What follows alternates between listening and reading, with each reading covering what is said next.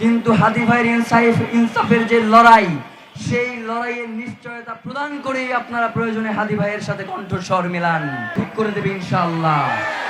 ক্ষমতায় যে নয়, ক্ষমতা পরিবর্তন করার জন্য আমরা এখানে দাঁড়িয়েছি এবং আমরা আপনাদেরকে পাশে চাই।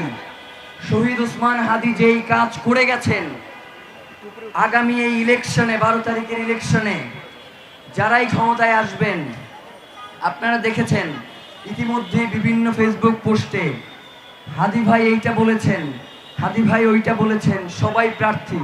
তার মানে হাদি ভাইকে অস্বীকার করে যে ক্ষমতায় যাওয়া যাবে না সেটা তারা অলরেডি বুঝে গেছে, যার কারণে বিভিন্ন মাধ্যমে তারা হাদি ভাইকে ব্যবহার করা শুরু করে দিয়েছে। হাদি ভাইকে ব্যবহার করেন, কোনো সমস্যা নাই, কিন্তু হাদি ভাইয়ের ইনসাফের যে লড়াই, সেই লড়াইয়ের নিশ্চয়তা প্রদান করেই আপনারা প্রয়োজনে হাদি ভাইয়ের সাথে কণ্ঠস্বর মিলান।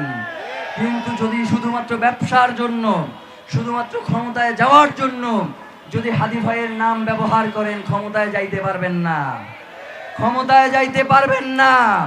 জনগণ শুধুমাত্র হাদি ভাইকে নিয়ে আজকে আপনি কথা বলছেন, সেই আবেগ দিয়ে আপনারে ভোট দিবে না।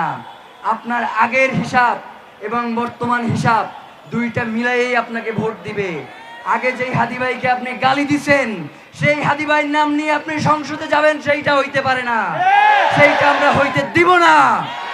আমরা আগামী দিনে হাদি ভাইয়ের হত্যার প্রক্রিয়া, হাদি ভাইকে যারা হত্যা করেছে সেই বিচার প্রক্রিয়া শুরু হওয়ার পর আমরা নাম ধরে ধরে বলবো কারা হাদি ভাইয়ের এই আন্দোলনকে বাধাগ্রস্ত করত। সুতরাং নব্য হাদি প্রেমী হইয়া সংসদে যাবা, এই স্বপ্ন তোমাদেরকে আমরা পূরণ হইতে দিব না। প্রিয় ভাইয়েরা, হাদি ভাই কাদের পক্ষে কথা বলতো আর কাদের পক্ষে কথা বলতো না, এটা আমাদের বলবার কিছু না, এটা হাদি ভাই নিজেই বইলা গেছেন। সেই ভিডিওগুলো আপনারা দেখেন, তার সেই পোস্টগুলো আপনারা পড়েন, আপনারাই বুঝে যাবেন যে কাকে ভোট দেয়া লাগবে আর কাকে ভোট দেয়া যাবে না।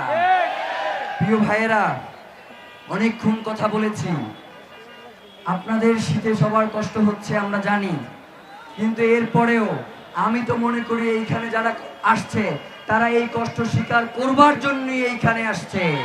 সুতরাং আমাদের কোনো ভয় নাই, আমরা মৃত্যুকে পরোয়া করি না, আমরা কোনো ক্ষমতাকে পরোয়া করি না। ইনসাফের এই লড়াইয়ে আরো যদি অসংখ্য হাদিকে জীবন দিতে হয়, আমরা জীবন দেওয়ার জন্য প্রস্তুত রয়েছি। আমাদের এই লড়াই চলছে, আমাদের এই লড়াই চলবে। আপনারা কি ঝিমিয়ে গেছেন?